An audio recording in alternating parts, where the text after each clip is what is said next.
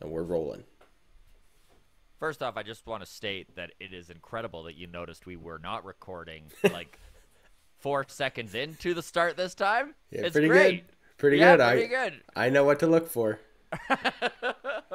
Welcome, everybody, to the Walk Off. I'm Scott Belford, joined as always by the best co-host in the biz, Adam Mack. All sorts of comments and questions to get to here. It is the mailbag. Monday morning mailbag on a Tuesday afternoon. Fucking look I at did you it, go, buddy. I think that's the Scott. first time I actually got that out of my mouth.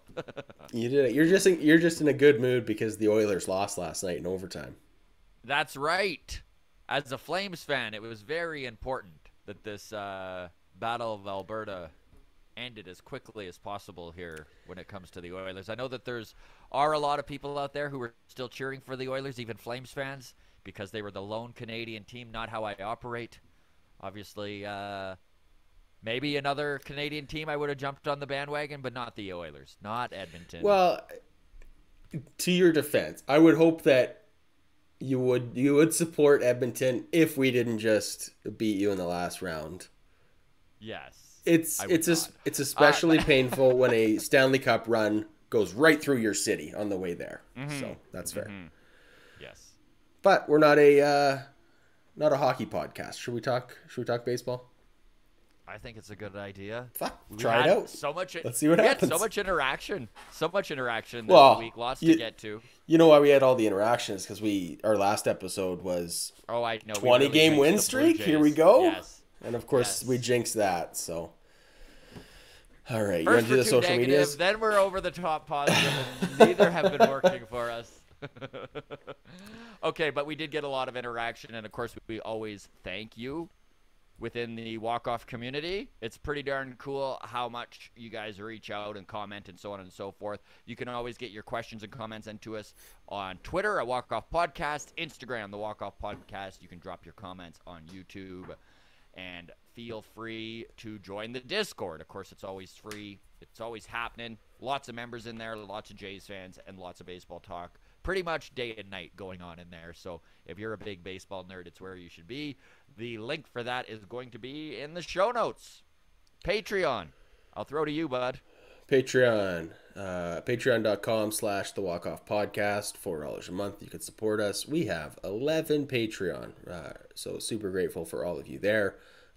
We've got Ian, Jeremy, Joshua, Rashid, Simon, John, Sarah, Michael, Avraham, which is one of my favorite names to say, David, and Dunedin Bob. So big thanks there.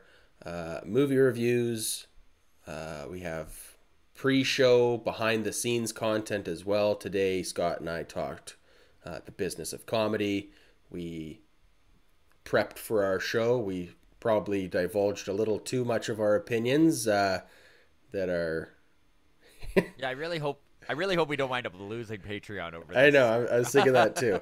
I mean, not everybody watches every pre-show, so hopefully most people skip over this one and we catch no heat for it. But there's that. Early access to all of our interviews. We did interview Ricky Romero yesterday. That interview is going to go up later this week on YouTube. But if you just can't wait and you need the early access, 100% unedited, by the way, interview with Ricky Romero, that's up on our Patreon right now. A few more interviews this week to get to as well. Do you have the list? Yeah, Mitch Bannon, of course, he's the Blue Jays reporter for Sports Illustrated. He's sitting down with us on Thursday. And so Patreon's going to have early access to that on Thursday, and we're going to release that as our Friday episode. Of course, Thursday is an off day for the Blue Jays, so we just figured rather than, sit and talk Blue Jays for an hour with Mitch and then doing the exact same thing in less than 24 hours, that it would probably suit us better to just do it that way. And then on Friday, we're sitting down with Blake Murphy. He's, of course, running the brand new daily Blue Jays talk show on Sportsnet 590 The Fan in Toronto. It's called Blue Jays Plus. He was going to sit down with us on Monday. We had a little bit of a scheduling snafu, and he was very, very kind and very cooperative with setting up another chance to sit down with us. So we really appreciate that. And we'll release that Friday to the Patreon, and then probably over the weekend, probably Saturday, we'll get that out there because it will be time sensitive, so we won't sit on it too long. On top of that, you also get movie reviews. Scott and I review baseball movies. So we reviewed Bull Durham. That one's freely available on YouTube, by the way, if you're curious what a movie review from Scott and Adam looks like. Mr. Baseball, classic Tom Selleck movie that could not be made today, I doubt. Tones of racial comedy that probably stereotypes wouldn't be okay today. Major League. We also did A League of Their Own, which unfortunately was lost to time when I deleted it. And what was the other one? Moneyball we just did this week. I should. And then I think this week you and I are sitting down for Field of Dreams. Tomorrow I think we're going to record that. So all that, patreon.com/walkoffpodcast, $4 a month. Appreciate your support. Okay, let's get into it, buddy. Lots to get to here. Where we Lots to get to. Lots of positive feedback this week. It's funny, man, when we get our fair share of thumbs up and thumbs down and verbal comments coming our way. We always bring them both up. Yeah, I don't like to hide from the negative feedback. We don't get too high on the highs, we don't get too low on the lows, but I think all feedback is good feedback. But it's funny because when we do get into a week where people weren't thrilled with us and it's mostly negative comments, it's funny because most people are like pretty good. The next week they're like, oh, like I think you guys took it the wrong way, I didn't mean it as mean as it sounded. And so that's always nice to see. I think from a lot of like newcomers to the channel, maybe they don't know us yet, and then once they see, okay, these guys are kind of humble and decent dudes, don't know much about baseball, but they seem like nice guys, then they apologize. And then what's also cool is that like the regulars always come right out of the woodworks and are like, flood our comments with like, you guys don't suck that bad. So anyways, appreciate it. They even frame it nicer than that bad. It's... Exactly. So first one comes in from first time I've seen this commenter on our YouTube channel, but John Battlegazzi. I'm probably pronouncing that Italian looking name wrong. But says, you guys do a great job and love all the top guests. Keep up the great work. So we have great guests, Scott. Put it best. Yeah, you always put it best, right? We may not be great, but the show is because of the guests that we wind up getting. Exactly. No, it's true. Speaking of great guests, this next one ties in nicely. So Veracity in Discord commented, I believe during the game last night, Matt Gage is already better than Baraki, Vasquez, and Beasley combined. Matt Gage, recent guest of the show. He got the walk-off bump. That's the Taylor Sacedo, Kirby Sneed walk-off bump that got promoted. The Nick Algeyer, Josh Palacio walk-off bump. We will help you out, you minor league players on the Blue Jays. We will do our best to give you the bump. But it was pretty cool to see Matt Gage out there in the 9th inning yesterday doing his thing. And I do want to just take a second to tell everyone, listen, Veracity is the king of hot takes, obviously. A little bit. However, Ryan Baraki was DFA'd. He struggled mightily throughout the season. He was picked up by Seattle. Andrew Vasquez has been hot and cold, and Tim Meza has been injured. There is truly a window here for Matt Gage to take the ball and run with it. And you know what? He was very impressive yesterday. Yes, super low leverage situation. Brought it in the 9th inning. The Jays were up 8-0. This was his MLB debut. And you got to give the kid some credit. Listen, 29 years old. He's toiled away in the minor leagues for 8 years. He finds out yesterday morning that he is going to be with the team in Kansas City. So he gets his parents there. He gets some of his siblings there. He doesn't even know if he's going to start or if he's going to get his debut, right? I mean, the truth is, look at Taylor Sacedo when he was called up. It took 9 days of being in the bullpen before he got his first shot.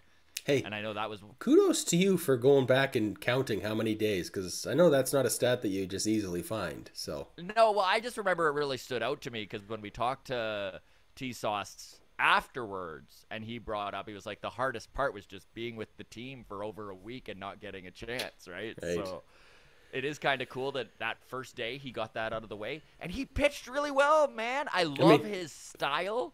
First pitch was ugly. First pitch was ugly. The first two pitches were ugly. Almost wild on the first. Definitely. Yeah, but he you could tell settled in nice. Yeah, the nerves were going, the butterflies were there, but I really liked how he uses the top of the strike zone and that changeup. So one of the things about Matt Gage that is pretty darn cool is he had been washed up. He was out of affiliate baseball. He was literally in 2019 down in Mexico. He was watching video of Lucas Giolito. Boy, I'm really butchering that. It's all good. Stud pitcher with the White Sox. And he's a guy who changed his arm slot, made it more like a catcher, right? Short arm slot, tight, compact, and has done really well with it. And Matt Gage watched this, and, he was washed. He was like, I'll try anything at this point. So he changed his arm slot as well, and all of a sudden started to get – this is a guy who was throwing 90, 91, 92 miles an hour, changed his arm slot, lefty, got it up to 94. Heck, he's hit as high as 96 in Buffalo this year. And, I mean, from the left-hand side, that is not too darn bad. Yeah. So what he's doing is he's really attacking the high area of the strike zone, but then he's dropping that changeup in there, and it looks like it's going to be a high fastball out of the strike zone and just drops in to that upper end of the zone. We watched him get 2 Ks on it yesterday. So, again, let's slow our roll. This is his MLB debut, his first inning pitched. He looked good, though. But he did look good. I mean, you'd rather a small sample size that looks good than a small sample size that looks bad. And again, he has an opportunity here. Whether he can run with it or not, we'll need to wait and see. But boy, oh boy, if Matt Gage can step in and be that lefty out of the bullpen Ryan Borucki was supposed to be, it's going to allow this front office to, when they go to the trade deadline, use their assets to get an area of need that they maybe have more of a need for, right? They're not needing to use assets to bring in a guy that would be a low leverage, mid leverage lefty. So if they can fill that internally, that's fantastic. All the best to Matt Gage. A little piece of trivia here. Cool for Matt Gage. Struck out Bobby Witt Jr. Bobby Witt Jr. is supposed to be like a future superstar in this league. So no matter what happens with Matt Gage, he'll always have the I struck out Bobby Witt Jr. if that that's right. turns out to be something. So no, great debut for him. Very happy to see it. And all the best to Matt Gage and those Toronto Blue Jays. And again, our interview with him was only 2 weeks ago. It's all fairly new and fairly relevant and kind of really depicts his battle to get to the major leagues. So feel free to take the time to check that out because it really is a great interview and it really does give some insight into the struggles of pro ball and kicking around for 8 years before you finally get your shot. Very cool. Okay, next one comes in from Just Tap It In. Says, I told you guys the juice balls came back on May 25th. Bombs everywhere. Trevor Story destroyed balls for a solid week. Tapia, put some respect on his name. If you don't know, now you know. So this commenter has been commenting that juice balls came back on May 25th since May 26th. Haven't acknowledged it until now because, I mean, 1 day sample size of, hey, there was a lot of home runs yesterday doesn't necessarily mean juice balls are back. But I mean, at this point, juice balls, I mean, offense is up across the league for the last 10 days. For noticeably. Sure. Noticeably. And the fact he brought it up then does make both you and I, before we even hit record, say, is this guy an insider? Does he have some inside knowledge here? Is he rubbing his mud on those balls? Is he, what, the timeline is curious. So anyways, kudos to that. Let's talk Blue Jays for a second here. Okay. So since the start of this 10-2 run on May 24th, the Blue Jays are first in the MLB in homers. Sorry, first in MLB. I know how annoying it is, the MLB, but first in MLB in homers with 25. Third in runs with 85. First in average, 298. First in OPS. 942.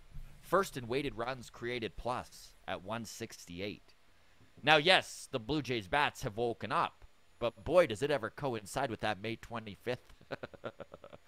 Sure does. I mean, if this is the change, if this is sustainable, if this is the new baseball that we're playing with, it does bode well for a team that is constructed this way. So it does. Give me juicy balls. I want big juicy balls. Big juicy balls. This team's now on pace for 96 wins. Before this little run that we went on, I think we were on pace for 86 wins. So shows you what a 10-2 stretch will do for a team's projections. No reason to think we should be slowing down anytime soon, right? Agreed. Should be a sweep of the Royals. I mean, don't take anything lightly, right? Yeah. But the Royals are bad, right? We took the Twins. I mean, you and I took the Twins maybe lightly. I don't think the Jays necessarily did. Twins are still a competent team. Yes. I don't think the Royals are. After that, we have the Tigers. I don't think the Tigers are an actual MLB team this year either. Mm-hmm. Beyond that, we have 4 against the Orioles at home. I mean, the Royals are a team that you need to beat the starting pitching. Yep. Their bullpen is surprisingly good. I mean, we even watched Yoel Pimentel, former Blue Jay, who got a lot of crap for not being vaccinated, and then he had Yoel Pimentel. Yoel Pimentel. There's yes, you gotta. It's pronounced differently now. He's clarified it now that he's in Kansas City. Okay, so Yoel Pimentel. When I heard Jimmy Garcia. When I heard Tabler say Yoel Pimentel, I thought he was just like making it fancier than he needed to be. I'm like, that's just fucking Joel Pimentel. Who are you talking about? And then I think it was Shulman later in the show was like, made whatever indication that's how his name should be pronounced. So there it is, Yoel Pimentel. So Yoel Pimentel wound up getting DFA'd last year by the Blue Jays, and of course the Royals picked him up. And then there was all this hearsay being put out by a lot of folks in Jays country saying that the reason that he was let go was because he wasn't vaxxed, and then he had to actually come out and show. How stupid was that? It's so dumb. But especially as you're like not even in that, like you just got traded. You don't owe that fan base anything anymore. It's like, fuck you guys. But by the way, I am vaccinated. Yeah. Such a stupid petty thing. Anyways, but even him, he was a guy who was basically a scrap piece, right? Picked up off the waiver wire, and he has an ERA under 3. And every guy you watched come out of that Royals bullpen looked pretty good, right? So you got to beat the Royals with the starting pitching, but you're right. The Detroit Tigers are awful. The Baltimore Orioles are not to be taken lightly. However, they are not a good team. No. Got to win at least 3 out of 4 against that Orioles team, too. If there's ever a saying that sports people love to use, it's make hay, and this is a great place to use that saying. Look, man, a month ago we were saying the Yankees record is inflated because they've played nothing but bad teams. But if the Yankees was on this stretch of 10 against the Royals, the Tigers, and the Orioles, they would win 9 out of 10 games at least. Yeah. So we need to do that because otherwise nothing else matters, as Metallica once said. Stupid joke. All right, so now we've got, this is a great Twitter username, Too Hot to Panhandle, DM'd us on Twitter and said, boys, it's fair to say that every Blue Jays fan's mission should be make enough noise about Kirk to get him on the All-Star game, right? What do you think, Scott? Kirk for the All-Star game? I think so. Yeah. You know what? Alejandro Kirk continues to impress me. He always had a great bat and good acumen as a hitter. That was one of the reasons why they brought him up in 2020 out of A-ball, which is incredibly impressive that they're going to bring a guy up who hasn't even played AA or AAA. For sure. They brought him up. He continued to hit. It's not like he scorched the ball, but he did not look like he didn't belong, right? Like he looked like he should be in the show. And 2021, he continued to progress. He has been phenomenal this year. His framing has been incredible, especially considering Danny Jansen has really struggled with his framing this year. He's kind of in the bottom 20% in Major League Baseball in his framing. whereas Alejandro Kirk is in the top 70% with his framing, which is just about as good as you can get or ask for out of a 23-year-old catcher, right? Yep. His defense is really improved, and we're starting to see some pop out of his bat. We're watching old Kirky hit some dingers over the last couple weeks. Kind of coincides with that May 25th date, but we don't need to dwell on that. But he's always been a guy who hit the ball hard, sprayed it all over the field, took what is given to him, which is something that not every hitter can do. So Alejandro Kirk, you look at his numbers, he's got some of the best numbers in all of baseball for a catcher. Yep. I know top numbers in the American League anyways, top 3.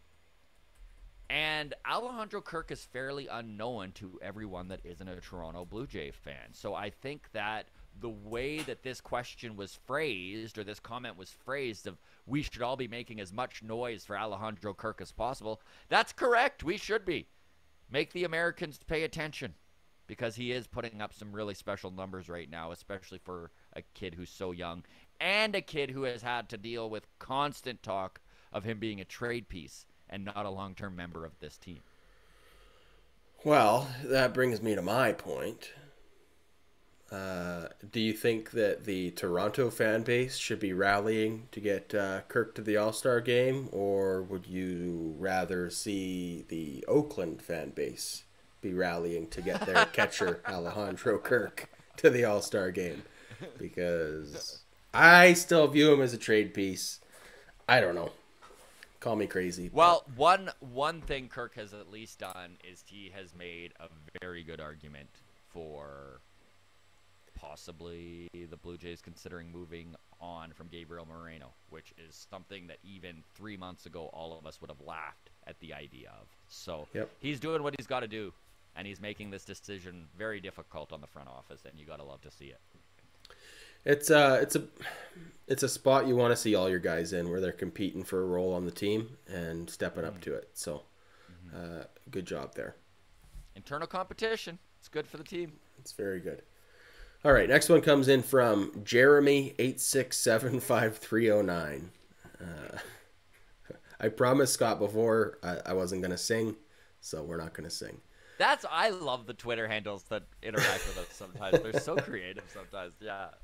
All right, that's Jenny, right? Jenny, yeah. All right, so hey, Walk Off Crew, been loving the channel. Found it a few months back. Solid stuff. It's crazy to think Carlos Correa is a free agent again this year. How much do you think he gets? Okay, so a few things to take from this one. Number one, Carlos Correa isn't necessarily a free agent at the end of this year. Per year, his salary breaks down to the highest paid shortstop in baseball currently at 27 years old. He's on a 3-year deal with the Minnesota Twins where he has an opt-out after year 1 and after year 2. There's no saying that he doesn't take another year of this contract. And why might he do that? I would say the biggest reason is that now, most likely, Trey Turner is going to go back to the Dodgers. However, Trey Turner is a free agent at the end of this season. Trey Turner is 28 years old. He's one of the best defensive shortstops in the game. He's fast. He's good on the base path. He puts up some stolen bases. He puts the bat on the ball. He's hitting for a 300 average. He's got an on-base percentage of 350 plus almost regularly. It's over that for his career.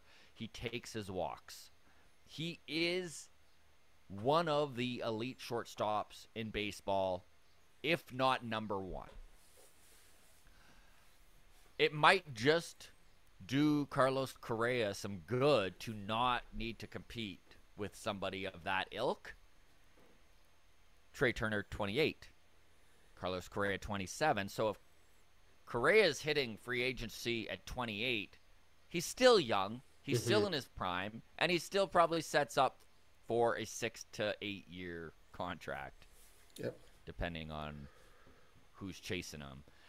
We'll see. I would be I'm at the point now where I look at this Minnesota Twins team, and I think that Carlos Correa is a great fit there. He's being paid very well, even though he didn't get the term that maybe he wanted. You know, I'm sure he wanted that Francisco Lindor 10-year contract. But again, he's young. He's in his prime. He's making the most money per annum for a shortstop. You can't ask for much more than that. So even if he plays out, let's put it this way. Even if he plays out the next 3 years of this contract and he's a Minnesota Twin, he's still hitting free agency at 29 years old in his prime. Set up for a 6 to 8 year contract, right? Yeah. It's wild to think the age at which guys like Vladdy and Bo Bichette, Bobby Witt Jr., right? Yeah. Like, these guys are just doing younger and younger, man. Younger These and guys younger. are becoming free agents at 25, 26. It's crazy. Like, think of Kirky. Yeah. Alejandro Kirk's going to be a free agent at 25 years old. Yeah. Well, 26, I guess. But still, like, you know? No, it's wild. Wild stuff. Do you think... I don't want to get ahead of ourselves. We just got out of one lockout. And we'll just keep this brief. Do you think that is something that the MLB is going to try and address in the next CBA? Now that they are bringing guys up younger, that they're going to want to have more years of control? Owners can't be happy with letting guys go at 25 and leaving town, right? I don't know if the owners... So where I think there will be a bit of a log on the road in this scenario, if you will, a little bit of an obstacle for the owners, is that this is something that... This is a very important piece of the CBA to the players. And I don't know if they will get the players to back off and give them more service time, right? Like, I think, if anything, the players are going to push for less service time before free agency. So, no, I don't think... I think there's other things the owners will be going after. I don't think that will be one of the most important pieces. Okay. Very good. We'll That's leave it my there. opinion, but what do I know? Maybe we'll deep dive it on long toss. We'll see what everybody thinks. And yeah, I haven't really given it too much thought. The thought just kind of popped in my head. So, all right. Next one comes from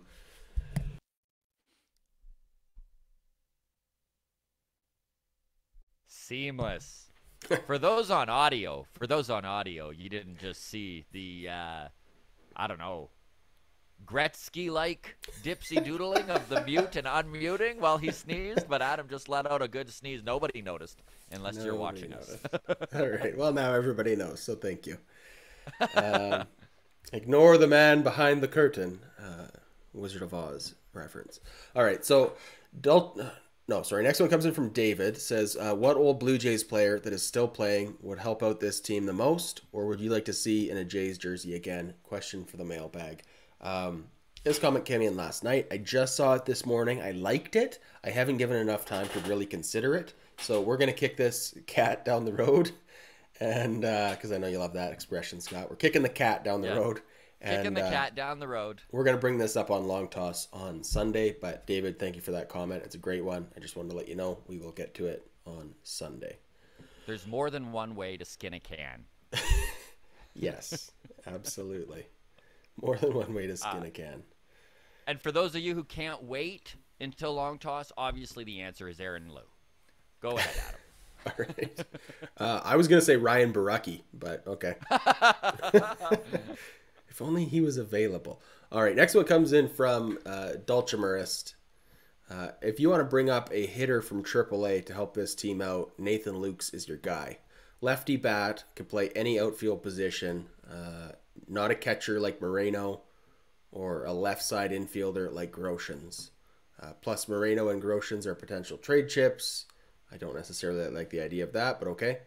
Their trade value is better if their service time clocks haven't started yet. That's true. Let the top prospects continue to develop. Luke's hit an inside the park grand slam yesterday and is an exciting player to watch. So, Nathan Lukes, let's get him on the show. Let's get that kid promoted. Yeah, that's right. We really should. Nathan Lukes is a player who has impressed since spring training. Yep. My personal thought on this, dude, is that they're not going to call him up. I think that the Blue Jays are looking for an actual impact lefty bat, and I think that Nathan Luke stays in AAA. We'll see what happens. I wish him all the best, but do you know Nathan Luke's age off the top of your head? I don't. That's a good question, though. That's fine. Just wondering.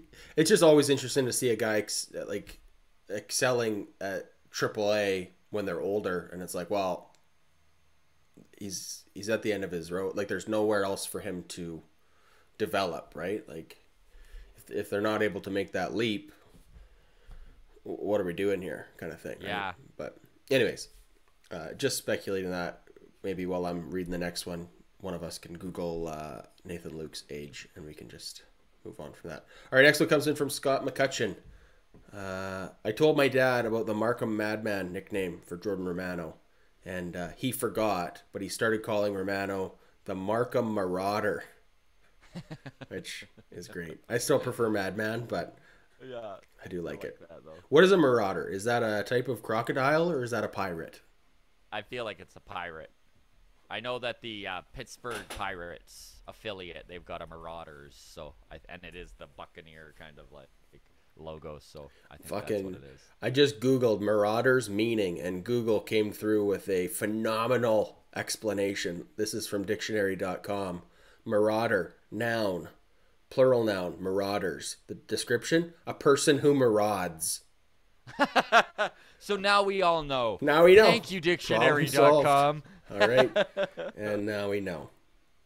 Okay, so I've got a funny story about my dad that ties into this pretty well. Perfect. So my dad doesn't watch the news on television. He doesn't watch TV almost at all. He does all of his stuff by newspapers. He's very old school, all of his reading and stuff like that.